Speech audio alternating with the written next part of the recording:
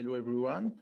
I'm going to speak. I'm gonna speak about the CMIP6 exercise at IPSL, which lasted for 5 years and which is not finished yet. This talk report a work done at IPSL in Paris in collaboration for part of this work with CNRM and Surfax in Toulouse. So the CMIP6 story at IPSL can be divided into 3 different parts. The first one is about development of the model itself. The second one is about development of the data workflow.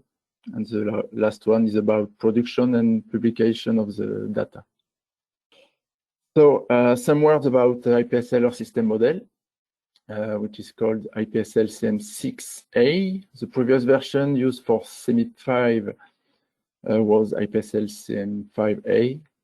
It is compound of LMDZ as atmospheric model on the longitude-latitude grid, NEMO as oceanic model, ORCIDE as land surface model, INCA as aerosol and atmospheric chemistry, LIMS3 for CIS model, and PSCES for biogeochemistry model.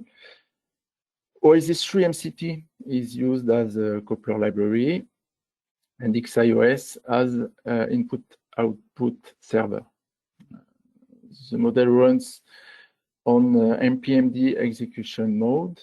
That means one executable for LMDZ, ORCIDE, INCA, which run on the same grid and uses hybrid parallelization, MPI plus OpenMP.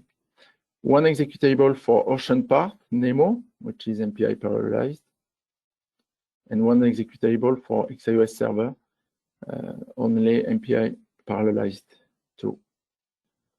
So the development of the model started in summer 2015 and implied 25 releases over 3 years. And so starting from previous version of the model, the one used for CMIP5 exercise, the development consisted mainly during 2 years in code enhancement, testing parameters, and bug fixes. And during last year of the development, the work consisted mainly in code optimization, forcing treatment, and integration of workflow development. The model was ready to start the production in 2018, but continued to evolve after 2018 until now, mainly by fixing diagnostic bugs. So now some words about the data workflow development. CMIP6 protocol imposed to satisfy a data request. The data request requires specific variable directly given by the model or to be processed from model variable. Data request require also variable with high variability from one experiment to another one, and even from 1 year to another year of the same experiment. And at last, CMIP6 data request require specific format for the data to be published. And so how to deal with this data request? So we remember that what we did for CMIP5, and especially all the work we had to do in terms of post-treatment to satisfy CMIP5 data request. We had first to process output data to extract time series, and then to summarize the data. It was not very good memories, and so that drives us to consider the on-the-fly method to produce CMIP6 data directly from the model with no post-processing step. And so we based our data workflow on 2 different tools. The first one is DR2XML, which was developed at CNRM in Toulouse, and which allowed to translate CMIP6 data request to publishable data files using XIOS. How does it work? For each year of each experiment, DR2XML generates XIOS XML files, and these XML files contain all the information needed to satisfy data request.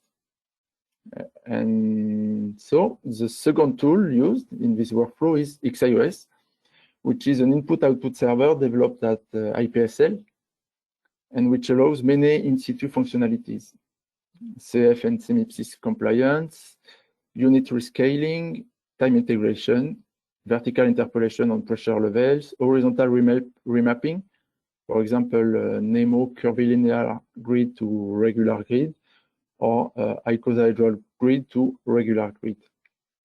And in terms of computing performances, XIOS allows asynchronous parallel writing thanks to the server mode.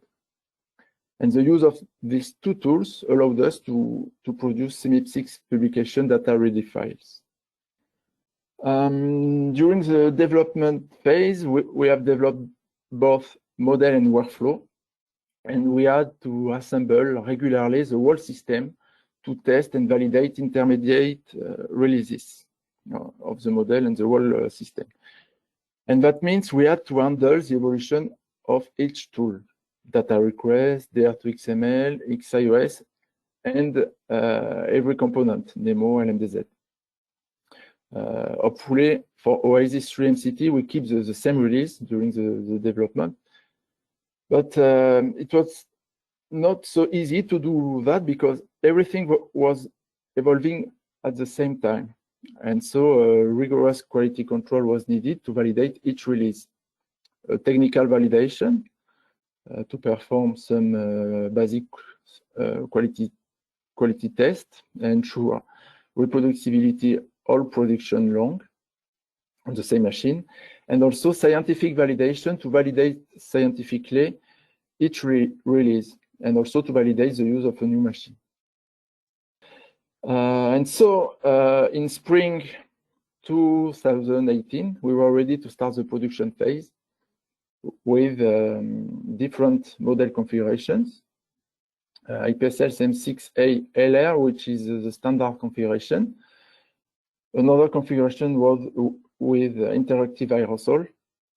Another one with atmospheric chemistry, but at lower resolution. And also a configuration, high resolution configuration with a longitude-latitude grid version.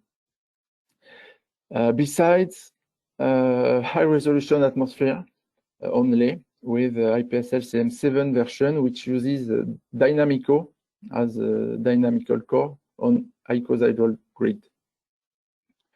Some words about computing performances of these configurations. We can see an impact of the I/O, about 20% more in terms of elapsed time. This additional time is spent on client side of XIOS and is due to operation done by XIOS to satisfy data requests.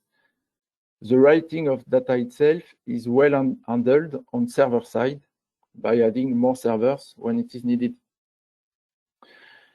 In the case we run high resolution model, we had to use 12 servers with 24 cores per server for memory reason, and that works pretty well.